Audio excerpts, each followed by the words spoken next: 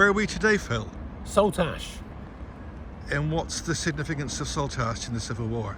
SALTASH was one of those places that changed hands over and over again. 8 times during the Civil War it changed hands. Started off when the Civil War at the beginning in 1642. The Roundhead, the parliamentarians in East Cornwall tried to take control of the county for Parliament, but were ousted. So the small Roundhead garrison that was here in the early part of the Civil War withdrew, no problem at all. In January 1643, when Colonel Ruthven invaded Cornwall to take on Sir Rolf Hopton's army gathering down around Lostwithiel, SALTASH became Roundhead again. A parliamentarian garrison was established here, a small force.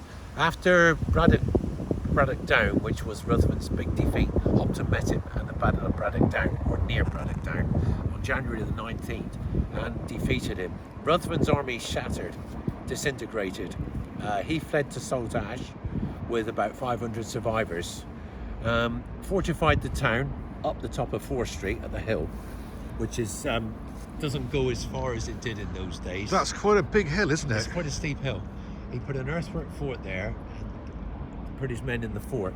The Royalists attacked, threw him out after fierce fighting. Compared to what happened at Braddock Down, where the Roundheads just disintegrated, here they put up a stout defence until their ammunition ran low, and then they were forced to flee, and they came running down this hill to their boats at the bottom. It was said that one of the boats capsized and some of the men were drowned. Ruthven made it back to Plymouth, but it was all over for him. Later on, it changed hands again. It was bombarded several times. When the Earl of Essex came into Devon in 1644 for his invasion of Cornwall, SALTASH was again evacuated.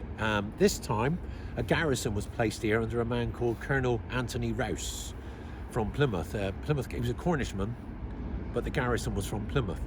When Essex was defeated and his army captured during the battles around Lostwithiel in September 1644, he came back to Plymouth by vote, but his army surrendered.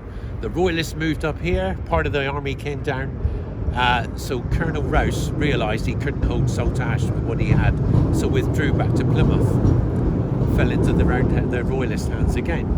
And in 1644, shortly after King Charles abandoned his siege of Plymouth, after SALTASH was evacuated, the Royalist army moved to Plymouth, tried to besiege the town. After a week, they left.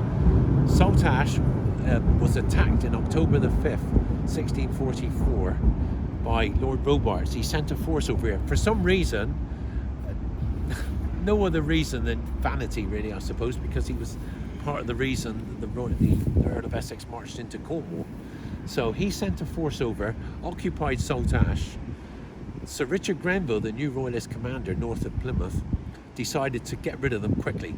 So the next evening, he sent a strong force over to attack the fort here. How would they get over here from Plymouth, do you think? They could have used boats there, but otherwise they would have had to march all the way up to Gunnislake, and they didn't have time. So I think there were Royalists in Cornwall, there were Royalist garrisons around. So I think Grenville sent boatloads across. That's the only way really to get there that quick, because he attacked the next evening. It would have been too long to go all the way around, unless they marched all night. So the boats would have come perhaps from what we call today Sutton Harbour, across the Hoe, round Western Kings, up the river to here? Yes, more than likely, because otherwise they'll see you coming. Because if they'd come from across the way, they'd be seen, wouldn't they? Yes. So they had to come from out of Sutton. That's the Roundheads where they come that way. Yes. The Royalists would have gone further upriver, right, where it gets much narrower up there. They attacked the garrison here. For 3 days they held out.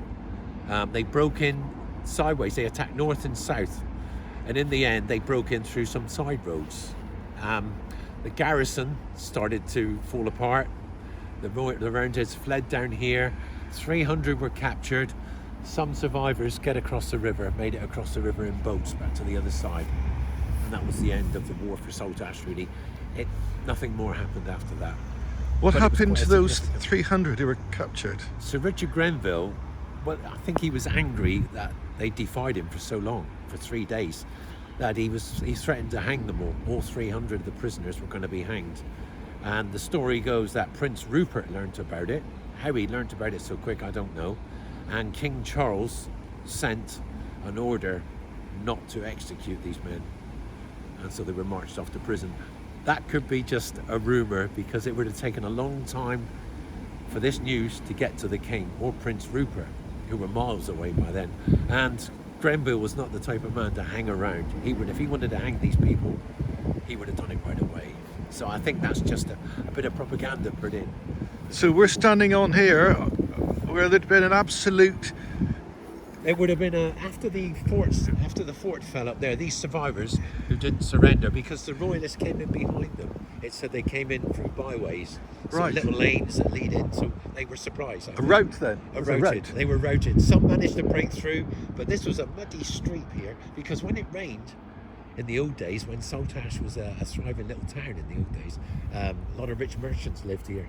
1,000 people lived in the parish of SALTASH and St Stephen's, and there was about 100 households here. And they said whenever it rained, it washed the streets clean, because there was no sewerage or anything. Yes, so of everything was course. chucked out. So if you can imagine these men running down here with the mud and anything else, they were falling over themselves to get away. And we're in the way. We're They're running through yeah, us. they're running past everything. It's quite a thought, isn't Quite a it? steep hill. Yeah, it's quite a thought to think we're standing here and they're actually running through us Yeah. in time. Yeah. So if we could go back in time to that date in this position, we'd probably... You'd see panic. Yes. You'd see panic. In your... you just said something about Lord Robarts. I think John you Robarts. mentioned him before, didn't you? Yes, he was one of the few Cornish royalists, Cornishmen to fight for Parliament. He was governor of Plymouth after Charles I left the siege of Plymouth in September 1644. He lost his position because he had to take up his position as an MP after the self-denying ordinance, which was quite interesting really, because he wasn't an able commander. People loved him. What is the self-denying ordinance? It's because Parliament were fed up with the way the war was going. A lot of generals were inept. The Earl of Essex just surrendered an army of 7,000 men, 6,000 to 7,000 men down here. The other earls, Sir William Waller, he wasn't the best commander. Their commanders were political generals, most of them, favourites. So Parliament decided it was about time we got an army together, train it, officer it with proper officers who are not necessarily wealthy or in a position of political power, but more for their ability to train and fight. So that's what came in the New Model Army. So a lot of political generals, if you like, lost their seats, lost their positions in the army, in the military. Once again, Phil, thank you very much. You're very welcome.